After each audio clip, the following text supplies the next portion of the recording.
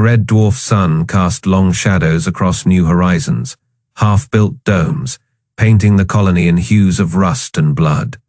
Dust swirled in the thin atmosphere as settlers moved between prefab shelters, their breath fogging in the cold. It was supposed to be a fresh start. Earth's farthest outpost, a beacon of human resilience on the edge of known space. Lisa Hayes adjusted her oxygen mask and knelt beside a struggling hydroponic tray. The plants were withering, their leaves curling at the edges. "Come on, you stubborn little." A shadow flickered across the ground. She looked up, the sky split open. Black daggers descended Zephyrian warships, their hulls etched with predatory glyphs that shimmered like fresh scars. Plasma fire lanced down, turning the nearest dome into molten slag before the screams could even start. Lisa ran, the ground shook underfoot, throwing her into the dust. She scrambled behind a collapsed storage unit, her pulse hammering in her throat. Across the colony, figures darted like panicked insects. A man clutching a child was vaporized mid-stride, his outlines seared into the side of a melting hab. Unit, the Zephyrians didn't bother with landing parties. They burned New Horizon from orbit, methodical and unhurried. A woman stumbled past Lisa, her clothes aflame. She made it 3 steps before collapsing. Then, laughter. It crackled through the colony's failing comm system. Deep, guttural chuckles, interspersed with hissing clicks. The Zephyrians were enjoying this. Lisa clenched her fists, her nails biting into her palms. She spotted a child's toy half buried in the dust, a stuffed rabbit, its fur singed. She didn't know who it belonged to. She grabbed it anyway. The USN Vigilant dropped out of warp too late. Captain Ryan Blake gripped the armrests of his command chair as the tactical display lit up with destruction. "Report," he snapped. "Colony signatures are gone, sir." Ensign Carter's voice wavered. Thermal scans showed cooling slag. No life signs. Blake's jaw tightened. The Vigilant was a patrol ship, not a warship. 4 railgun turrets and light armor, meant to chase smugglers, not face a Zephyrian dreadnought. But the Bloodfang still hung in high orbit, its predatory silhouette blotting out the stars. Helm, intercept course, weapons hot. "Sir, we're outgunned 10-2. "I know." Blake's knuckles whitened, but were all they've got. The Vigilant surged forward, her engines whining under the strain. The Bloodfang noticed. A swarm of fighter drones detached from its belly, streaking toward them like angry hornets. "Evasive pattern Delta," Blake barked. The ship lurched as the first plasma bolts seared past. Alarms blared. "Shields at Faye. Return fire, target their engines." The Vigilant's railguns thundered, tungsten rounds punching through the drone formation. 2 exploded in silent flashes. The rest kept coming. A direct hit rocked the bridge. Sparks rained from the ceiling. Shields down. Hull breach on deck 3. Blake wiped blood from his brow. "Where's the Bloodfang?" "Turning away, sir." There, Carter's breath caught. They're jumping to warp. The dreadnought vanished, leaving only the wreckage of New Horizon behind. The Vigilant limped into the colony's ruins hours later, her hull scorched and her crew battered. Blake stepped onto the surface, his boots crunching on glassed earth. The air reeked of ozone and charred flesh. "Spread out," he ordered. "Look for survivors." He didn't expect to find any. Then a flicker of movement caught his eye, a figure hunched near a collapsed hab. Unit. Blake drew his sidearm and approached, his pulse rifle scope scanning for heat signatures. Human alive. Lisa Hayes looked up as his shadow fell over her. Her face was streaked with soot and dried blood. Her eyes hollow, she clutched the stuffed rabbit to her chest like a talisman. Blake knelt beside her. "Are you hurt?" She didn't answer. Her fingers tightened around the toy. "Mom, we need to. They didn't even take prisoners," Lisa whispered. Her voice was raw, like she'd been screaming. "They just laughed." Blake's grip on his rifle tightened. Above them, the stars burned cold and indifferent. Somewhere out there, the Bloodfang was heading home, its crew smug in their victory. He made a promise then, silent and venomous. This wasn't over. The Galactic Federation hall hummed with the low-frequency chatter of 100 species. Holographic sigils pulsed above each delegate's seat, casting shifting colors across the cavernous chamber. Admiral Zhao adjusted the collar of his plain gray uniform, the fabric stiff against his neck.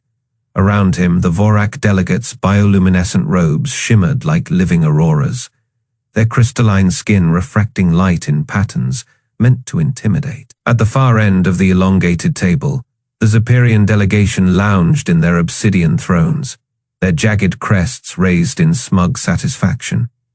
Commander Vexis, his scales still streaked with soot from New Horizon, leaned forward. The cleansing was necessary, he hissed, his forked tongue flicking between needle-sharp teeth. Human settlements are blights upon claimed systems we merely sanitized. A murmur rippled through the chamber. Ambassador Krell of the Vorak rose, his 6 jointed limbs unfolding with deliberate grace.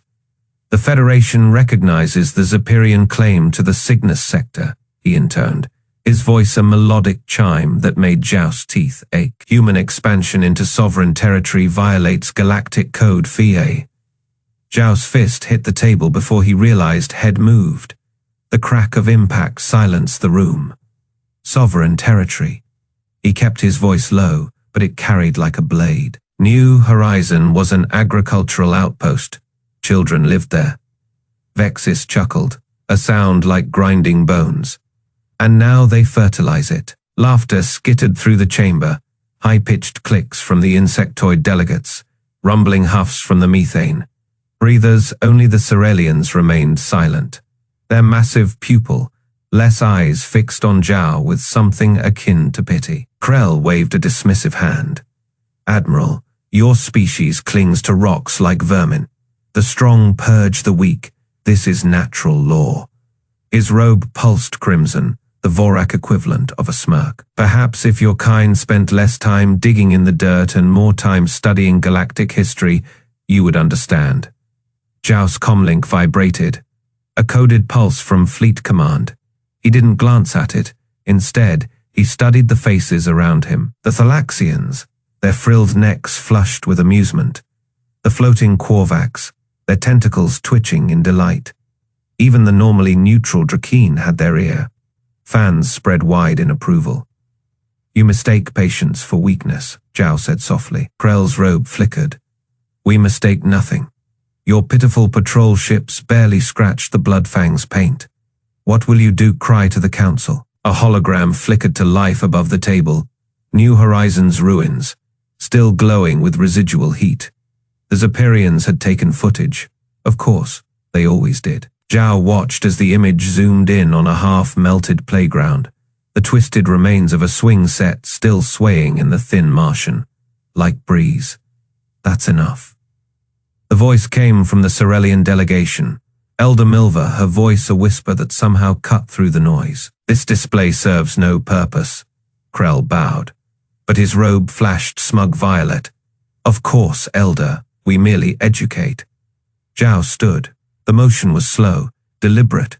Every eye in the chamber tracked him as he walked to the central display podium. He didn't activate the holograms, didn't call up charts or treaties. You want education. Zhao tapped his wristcom. The hall's screens flickered, then displayed a new image, a Zeperian fighter, its cockpit shattered, floating amidst debris. This was taken 3 hours ago. One of your scout probes crossed the Neptune line. Vexis stiffened. Impossible. Our ships are now scrap. Zhao swiped the air. The image changed. A Zeperian dreadnought, its spine broken, venting atmosphere like a gutted beast. The Bloodfang's sister ship, the Void Claw. We didn't just scratch its paint. Silence. Krell's robe dimmed to a dull gray. You attacked a Federation member vessel? Zhao smiled. It wasn't a pleasant expression. We defended our border. Article Phi of the Charter permits it. He leaned forward, palms flat on the podium.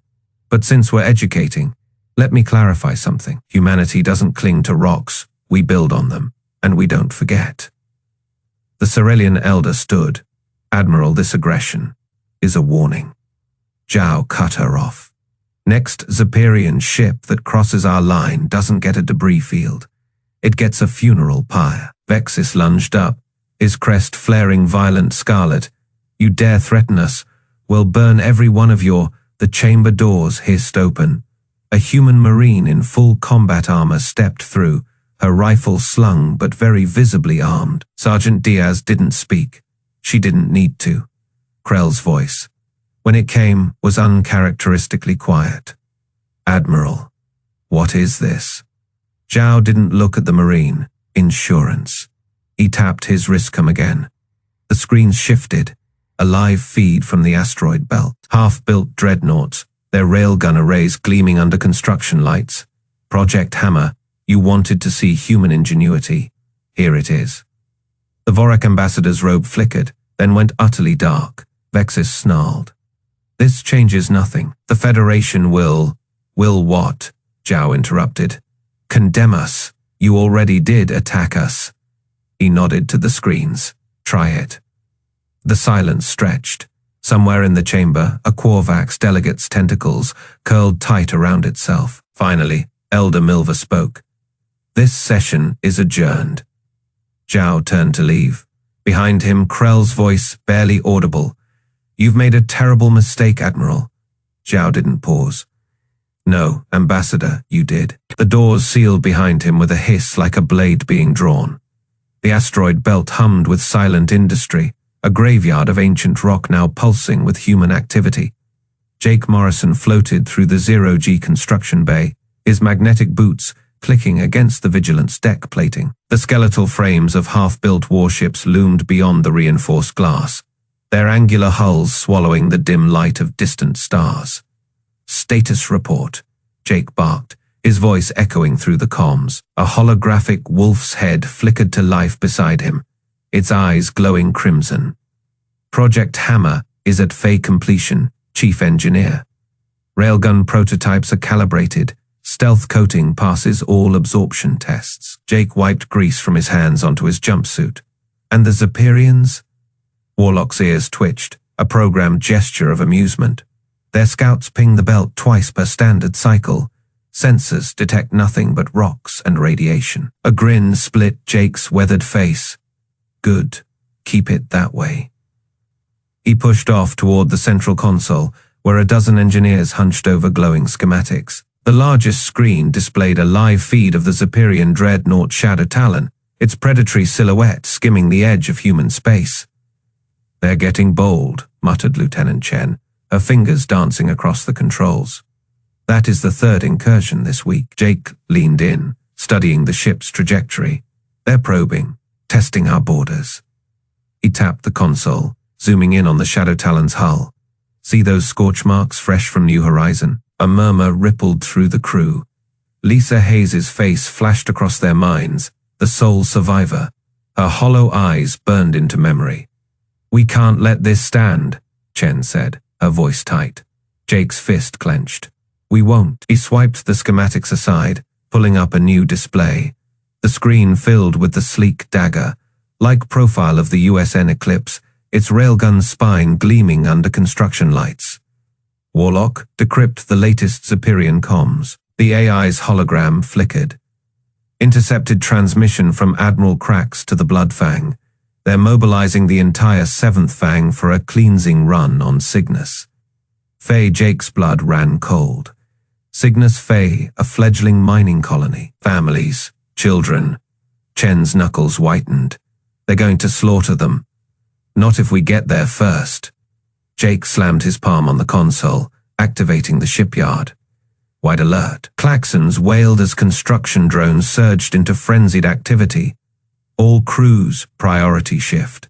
I want the Eclipse battle, ready in Fey hours. Engineers scrambled, welding torches flaring to life. The skeletal dreadnought groaned as its armor plating locked into place. Warlock's ears pricked up. Chief, we have a problem. Jake whirled. What now? The stealth coating. It is not an alarm shriek. The main screen flashed red, a proximity alert. The Shadow Talon had changed course. It was heading straight for them. Chen's breath hitched. They know we're here. Jake's mind raced. The shipyard wasn't ready. The Eclipse couldn't fight yet. Then his eyes landed on the railgun prototype. Warlock, power up the test rig. The AI's hologram tilted its head. The prototype isn't rated for live combat. I don't care. Divert all non-essential power to the capacitors. Chen grabbed his arm. Jake, that thing could blow the entire. Do it. The shipyard trembled as the railgun hummed to life, its magnetic coils glowing blue. On screen, the Shadow Talon loomed closer, its plasma cannons charging. Target locked, Warlock announced. Jake's finger hovered over the firing control. Let's see how they like a taste of their own medicine. He pressed the button. The railgun fired with a soundless scream. A tungsten round the size of a ground car tore through the void. The Shadow Talon had just enough time to register the threat before the projectile punched through its bridge. The explosion lit up the asteroid belt. Silence fell over the shipyard. Chen exhaled shakily. Holy hell. Jake watched the debris drift, his reflection floating in the glass. That was just the prototype. Warlock's ears twitched again. The seventh fang will retaliate. Jake turned back to the Eclipse, its unfinished hull suddenly looking far more deadly. Let them come. He keyed the comm to Admiral Zhao. Sir, the trap is set. All we need now is bait. Zhao's voice crackled through the speakers. You sure about this, Morrison? If this fails, it won't. Jake glanced at the smoldering wreck of the Shadow Talon. They think space is their ocean. A slow, feral smile spread across his face. Let's see how they swim in blood. The Zephyrian armada moved through the Cygnus, Fey Nebula like a swarm of predators, their sleek black hulls slicing through the ionized gas. Admiral Krax lounged in his command throne aboard the Bloodfang, mandibles twitching in amusement as the holographic display showed the fleeing human scout ship. Its engines sputtered, trailing plasma like a wounded animal. Pathetic, Krax hissed, his voice a wet rasp. They run like prey, increase speed. I want their hull cracked open before they reach the nebula's edge. The scout ship, designated USN Sparrow, darted erratically, its maneuvers just clumsy enough to sell the illusion. Inside, Captain Blake gripped the arms of his chair as another near. Miss shook the deck. They're taking the bait, he said, watching the tactical feed.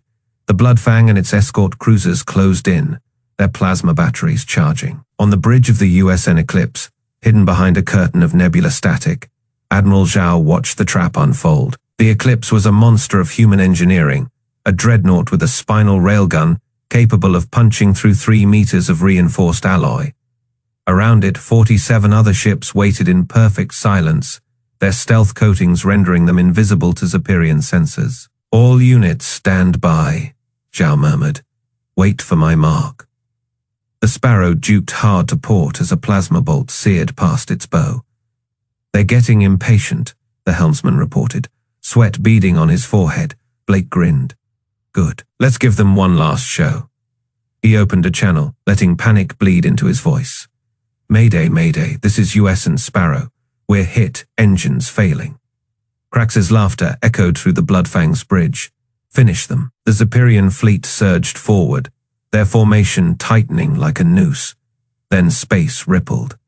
One by one, human ships flickered into existence, behind, above, flanking the Zephyrians in a perfect kill box. The Eclipse's railgun hummed to life, its capacitors charging with a deep, resonant thrum that vibrated through the hull. Krax's mandibles froze mid-chuckle. What fire, Zhao said. The Eclipse's railgun discharged. A tungsten round the size of a ground car tore through the void at Phase C. It struck the Bloodfang dead center, punching through shields, armor, and deck after deck, before erupting out the other side in a shower of molten debris. The dreadnought split like rotten fruit, its spine severed. Secondary explosions rippled down its length, as atmosphere vented in screaming geysers. Chaos erupted across the Zephyrian fleet. Ships scrambled to turn, to flee, but human destroyers were already among them, their point defense guns shredding fighter wings before they could launch. The USN Vindicator locked onto a cruiser, its missile pods unleashing a swarm of smart munitions that weaved through defensive fire to slam into the ship's engines. Crax's surviving officers screamed orders, their voices shrill with panic. Return fire, all batteries, target the... Another railgun round caught a second dreadnought. Then a third. Blake's voice crackled across the human fleet's comms. All ships advance, no mercy. The Sparrow, now revealed to be fully operational, spun about, its forward cannons blazing as it joined the assault. A Zeperian frigate tried to break formation, only to be intercepted by a pair of human corvettes. Their coordinated fire sliced it apart, like butchers at work. Crax clutched the armrests of his throne as the Bloodfang's remains tumbled through space. His holographic displays flickered, showing the slaughter in real time. His fleet, his glorious armada, was being dismantled with surgical precision. A human battleship loomed on the view screen, its prow glowing with fresh weapon discharges. Crax's comms officer turned to him, eyes wide. "Admiral, they're hailing us." Crax swallowed hard, put it through. Captain Blake's face appeared, his expression cold. "Admiral Crax, you attacked a settlement of farmers, women, children." His voice dropped to a whisper. "Did they laugh too?" Crax's mandibles twitched. You ambushed us. This isn't warfare, it is butchery." Blake leaned closer. "No, butchery is what you did to New Horizon. This," he gestured to the dying Zeperian fleet. "This is punishment." The transmission cut. Crax barely had time to scream before the Eclipse's second railgun shot turned his bridge into vapor. Across the nebula, the last Zeperian ships died. Some fought to the end, their crews howling defiance. Others tried to surrender, their distress signals blinking into the void. The humans answered none of them. By the time the guns fell silent, Cygnus Fane was a graveyard. Wreckage drifted between the stars, glowing faintly as cooling metal met the nebula's gases. Admiral Zhao surveyed the aftermath from the Eclipse's bridge, his face unreadable. "Admiral," his XO asked. "Orders." Zhao exhaled. "Send a tight beam to Sol Command. Tell them the trap worked." He turned away from the view screen. "And prep a message buoy for the Federation. Let them see what happens when you push humanity too far." Somewhere in the dark, a Zeperian life pod drifted, its sole occupant, a junior gunner, clutching his knees as he stared at the devastation. His hands shook as he keyed the recorder. "This is crewman, Vix of the Bloodfang, the humans. They're not what we thought. They're not prey." His voice broke. "They're the hunters now." The pod's beacon pinged once, a lonely signal in the silence. No one answered. The airlock hissed open, revealing the gutted interior of the Zeperian dreadnought Shadowrend. Sergeant Diaz led the way, his boots crunching on shattered crystalline debris that had once been the ship's command console. Behind him, Ambassador Krell hesitated at the threshold, his 4 delicate fingers gripping the doorframe. The Vorak diplomat's usually vibrant purple skin had faded to a sickly gray. "Problem, Your Excellency?" Diaz asked. Tapping his helmet to retract the visor, the smell hit them immediately, burnt flesh and ozone, with the underlying metallic tang of spilled blood. Krell's antennae twitched. "This is unnecessary. I have seen battle footage before." Diaz chuckled, adjusting the rifle slung across his chest. "Footage don't smell like this." He kicked aside a charred Zeperian limb. The chitinous armor split open like a lobster shell. "Come on. Fleet Command wants you to understand what you're dealing with." They moved deeper into the wreck. Emergency lights flickered, casting jagged shadows across the walls. Krell's steps faltered when they reached the first intersection. A dozen Zeperian warriors lay piled in a makeshift barricade, their carapaces punctured by precise gunfire. Each shot had found the weak points between armor plates, center mass, throat joints, the gap beneath the mandibles. "Your soldiers did this," Krell whispered. "Marines," Diaz corrected. 3rd Battalion, Hell's Doorbell Company. He crouched beside one corpse, rolling it over to reveal the grenade wedged beneath. A thin wire connected it to the dead warrior's belt.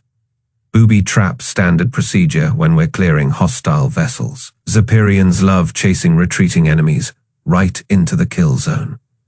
Krell's frilled neck crest flattened against his shoulders. This is barbaric. Diaz stood, wiping his gloves on his thighs. Nah, barbaric would have been venting the whole ship the second we boarded. This, he gestured to the careful carnage. This is professional. A distant clang echoed through the corridor.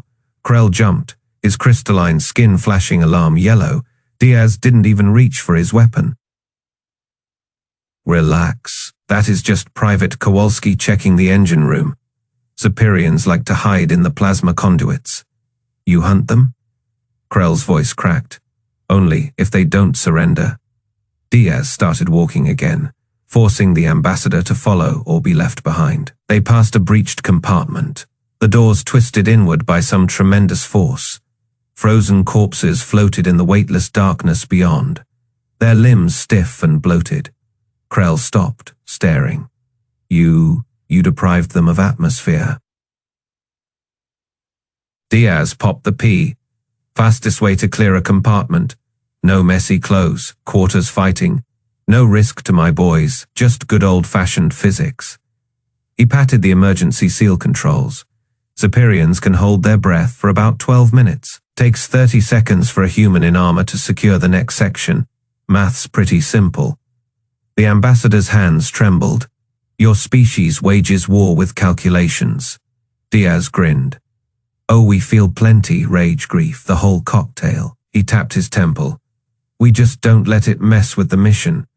A scream echoed from deeper in the ship, high-pitched and chittering, distinctly Zephyrian.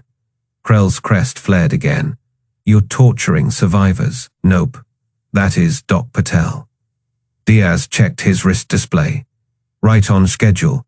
Come on, you'll want to see this. They found the medical bay converted into a triage center. Human medics worked alongside their robotic assistants, treating wounded Zephyrians strapped to examination tables. One warrior thrashed as a medic adjusted the biomonitor on his cracked thorax. Hold still, the medic, presumably Patel, snapped. I'm trying to stop the bleeding, you overgrown cockroach. Krell gaped. You're healing them. Geneva Convention applies to bugs too, Diaz said. He nodded toward a corner where 3 conscious Zephyrians sat shackled but unharmed, sipping nutrient paste from ration packs. POWs get 3 squares a day and medical care, assuming they surrender before we have to scrap their ship. One of the prisoners looked up, his compound eyes focusing on Krell. Tell the Federation, the Zephyrian rasped. Tell them what these things are. Patel snorted, jabbing a hypospray into the prisoner's neck. Save your strength, sunshine. You're gonna live to stand trial. Krell backed toward the door, his skin cycling through shades of confusion. This makes no sense. You slaughter hundreds, then spare dozens. Why? Diaz crossed his arms. Rules of engagement say we can't shoot prisoners, doesn't say we have to make taking prisoners easy. He jerked his thumb at the wounded. These guys, they broke, begged for mercy, so they get the full humanitarian treatment. His smile turned sharp. The ones who didn't, well, you saw the hallway. The ambassador's voice dropped to a whisper. You enjoy this.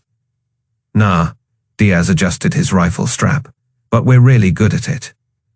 A commotion erupted by the door. 2 Marines dragged in a struggling Zephyrian officer, his ornate armor dented but intact. Found this one hiding in the auxiliary control, one Marine reported. Says he is Admiral Crax's nephew. Patel sighed. Great, another VIP. He grabbed a fresh medkit. Strap him down before he hurts himself. Krell watched, trembling, as the humans worked with clinical efficiency. The Zephyrian nobles spat acidic curses, but the medics never faltered. One even hummed as she sutured a plasma burn. You're monsters, Krell breathed. Diaz clapped him on the shoulder, hard enough to make the ambassador stumble. Nope, monsters wouldn't bother with bandages. He steered Krell toward the exit. Now come on. Let's go see what is left of your friend's fleet. The screens flickered to life across 1,000 worlds, from the glittering spires of Vorak Prime to the methane slums of Zeperian outposts. Every display showed the same image: Lisa Hayes' scarred face, her eyes burning with quiet fury. Behind her, the tattered flag of the United Earth Systems flapped in New Horizons' thin, ashen wind. "My name is Lisa Hayes," she said, her voice steady despite the tremor in her hands. 3 months ago, the Zeperians glassed my home. They murdered my husband, my daughter. She held up a small, charred, stuffed rabbit. The fur was melted in patches, one ear barely clinging by singed threads. This was all I found in the rubble. The Galactic Federation Council chambers fell silent. Ambassador Krell's crystalline fingers froze mid-gesture. Even the ever-sneering Zeperian delegates stiffened in their seats. Lisa turned, gesturing to the ruins behind her. "You called us weak vermin. But look at what we built here before you burned it." The camera panned across half-melted hydroponic domes, the skeletal frames of schools, a playground swallowed by blackened earth. We weren't conquering, we weren't raiding, we were growing. The feed cut to new footage: Zeperian prisoners, dozens of them, their chitinous armor cracked, limbs bound with humane restraints. Human medics moved among them, sealing wounds with cauterizing gels, administering pain suppressants. One Zeperian, his mandibles shattered, whimpered as a corpsman adjusted his splint. "These are your warriors," Lisa said, her voice hardening. "They butchered civilians. They laughed while our children burned." The camera zoomed in on a Zeperian officer. His rank insignia marked him as a sub-commander, being handed a water ration by a human marine. The alien stared at the canteen like it was a live grenade. "We could have done to them what they did to us." Lisa's fingers tightened around the stuffed rabbit. "We could have skinned them alive, ventilated their ships, fed their wounded to the void."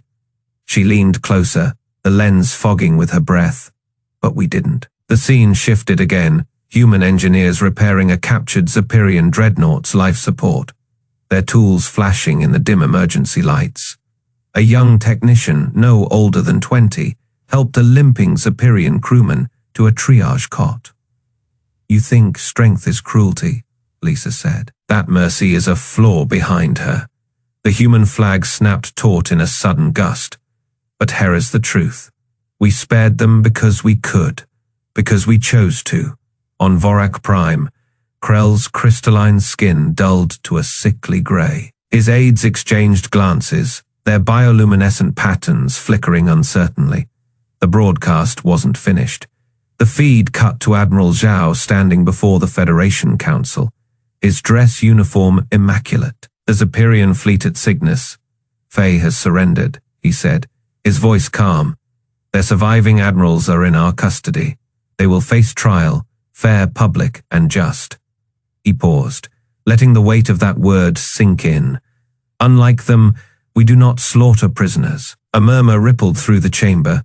The Vorak ambassador's central eye twitched. Back on New Horizon, Lisa knelt, placing the stuffed rabbit atop a makeshift memorial, a pile of salvaged toys, wedding bands, and holophotos. "You wanted to show the galaxy how strong you were," she whispered. "Now they see us." The transmission ended on 100 worlds. Silence followed. Then, slowly, the debates began. In the dim, lit bars of neutral stations, in the war rooms of rival empires, one question echoed: what kind of species shows mercy after proving it could have been a monster? In the Federation Hall, Krell rose, his voice uncharacteristically quiet. "This changes nothing," he began, but the tremor in his vocal frills betrayed him.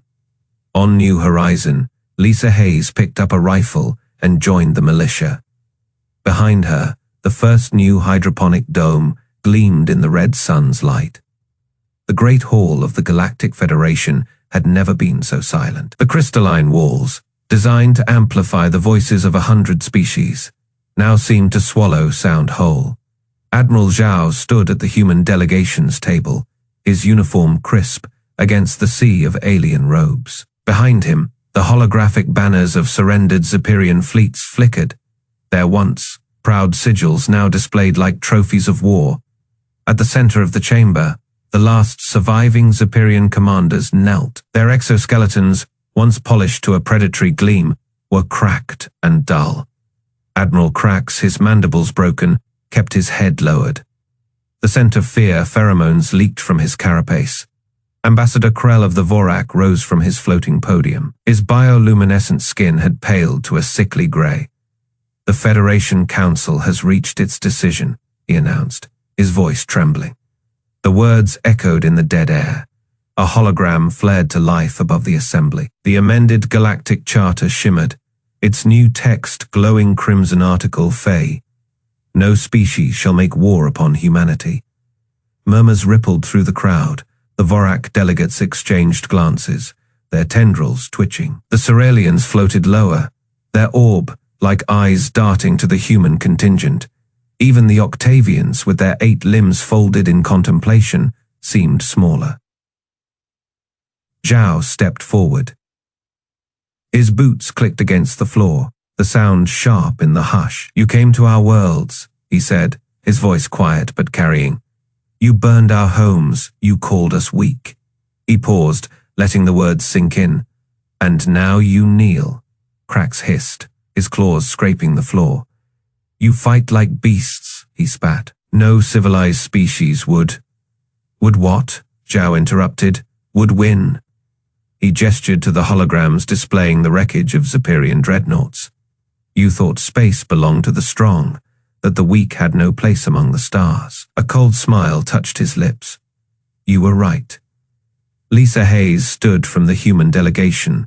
Her scars were still fresh, her eyes hard. She carried no weapon, but the Zephyrians flinched as she approached. "You could have taken prisoners," she said, her voice steady. "You could have shown mercy." She stopped before Krax. "But you didn't."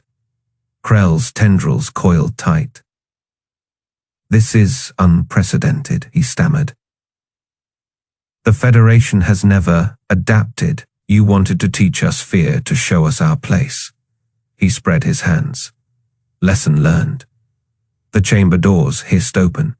A squad of human Marines marched in, their armor still scorched from battle. Sergeant Diaz led them, his rifle slung casually over one shoulder. The aliens tensed. Humans had never been permitted armed guards in the hall. Diaz stopped beside Zhao and grinned. "Sorry we're late, sir. Had to mop up a few stragglers." Krell's skin flashed panic blue. "This is a violation of what?" Zhao asked. "The old rules." He nodded to the holographic charter.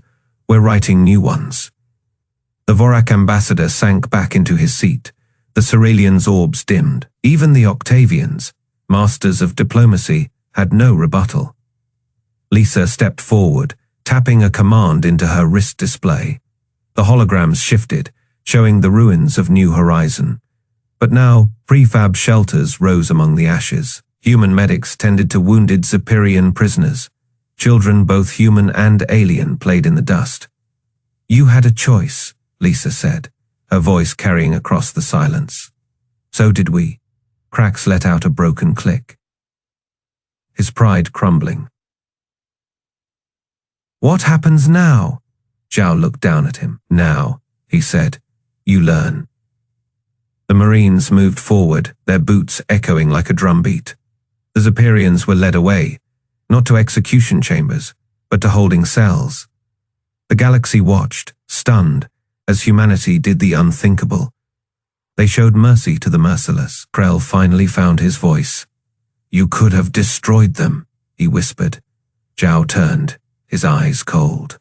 "We did." The Admiral walked to the center of the hall, where the charter's hologram still burned. He reached out as if to touch it, then let his hand fall. "You wanted to teach us fear," he said to the silent assembly. Class dismissed. And with those words, the galaxy understood humanity had never been the students. They were the storm.